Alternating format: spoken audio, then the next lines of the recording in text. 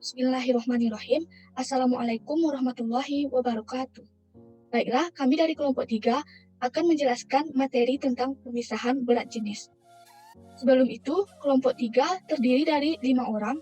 Yang pertama itu Sonia Junita Jafitri dengan BP 18 TEP 1017.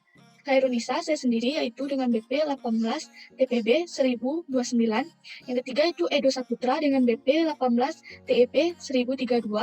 Yang keempat Deta Tamimi dengan BP 18 TEP 2020 dan Nuki Afrila dengan BP 18 TEP 1023. Kami akan menjelaskan tentang alat pemisahan berat jenis menggunakan hydrocyclone. Hidrocyclone adalah suatu alat yang mempermudah pemisahan material padat yang melalui media air dengan memanfaatkan efek vortex yang ditimbulkan gaya sentrifugal. Pada dasarnya, hidrocyclone merupakan gabungan dari dua kata, yaitu hidro dan cyclone. Hidro dapat diartikan air ataupun cairan, sedangkan cyclone dapat diartikan sebagai pusaran, sehingga hidrocyclone diartikan sebagai pusaran air. Dalam penggunaannya secara nyata, hidrocyclone dapat diartikan sebagai suatu alat yang dapat memisahkan material ataupun partikel dari suatu komposisi campuran, baik berbentuk padat ataupun cairan, ataupun cairan dengan cairan. Ada beberapa alasan mengapa hidrocyclone dipakai sebagai alat pemisah, yaitu pertama, biaya operasional yang relatif murah, 2, prosesnya dapat dilakukan pada satu tempat, 3, desain ataupun modelnya sederhana, berupa kombinasi konstruksi silinder dan kerucut, 4, tidak memiliki bagian yang bergerak, 5, minim biaya perawatan. Baiklah, silakan perhatikan dari gambar hydrocyclone ini. Untuk gambar pada hydrocyclone, perhatikan panah yang sudah bergerak ini. Nah, untuk panah ini merupakan lubang keluarnya. Ini lubang keluar dan sebelah ini merupakan pit chambernya sih. Dan selanjutnya, bagian yang di sini adalah vortex findernya. Lanjut, yang di sebelah kiri merupakan lubang masuknya.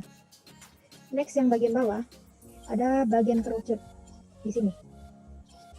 Lanjut ke bawah lagi, di sini ada apex valve, yaitu katup. Sedangkan yang di sampingnya merupakan pipa di bagian bawah. Nah, untuk yang di bawah ini sendiri, nah yang ini merupakan lubang keluar. Untuk prinsip kerja dari hydrocyclone. Prinsip kerja dari hydrocyclone adalah terdapatnya kumpulan partikel dan air yang masuk dalam arah tangesial ke dalam siklon pada bagian puncaknya. Kumpulan air dan partikel ditekan ke bawah secara spiral karena bentuk dari siklon. Gaya sentrifugal menyebabkan partikel terlempar ke arah luar, membentuk dinding-dinding dan kemudian bergerak turun ke dasar hydrocyclone. Dekat dengan bagian dasar hydrocyclone, air bergerak membalik dan bergerak ke atas dalam bentuk spiral yang lebih kecil. Partikel yang lebih ringan bergerak keluar dari bagian puncak hydrocyclone, sedangkan partikel yang berat keluar dari dasar hydrocyclone. Bagian-bagiannya yaitu yang pertama lubang masuk. Ada beberapa tipe dari lubang masuk atau inlet area, yaitu lubang masuk tipe involute, lubang masuk tipe rak, dan lubang masuk tipe screw. Cylindrical section. Konstruksi dari cylindrical section yang panjang dimasukkan untuk memperbesar kapasitas dan juga mengurangi dari kecepatan tangensial. Vortex finder. Vortex finder pada umumnya besar dari vortex finder 20 sampai 45% dari diameter hidrocyclone. Cone section. Besar sudut pada cone section didasarkan pada jenis pemakaiannya. Pada cone section tersebut 20 derajat merupakan standar pemakaian pada industri pertambangan mineral. Lubang keluar berfungsi untuk mengeluarkan komoditi. Selanjutnya, aplikasi hidrocyclone. Pertama, dalam industri kentang, singkong, gandum, dan tepung jagung karena harga yang lebih efisien. 2, dalam pabrik kertas sebagai pemisah kotoran dan konsiman lainnya. 3, dalam industri peneboran untuk memisah tanah liat dan pasir. 4, dalam logam sebagai pemisah partikel logam dari cairan.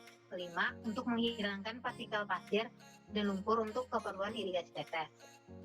Kesimpulan, siklon merupakan salah satu alat pemisah berat jenis material padat melalui media air. Kedua, alasan hidrosiklon digunakan karena biaya operasional dan perawatan yang murah serta alatnya sederhana. Ketiga, hidrosiklon dapat diaplikasikan di bidang pertanian maupun di bidang industri.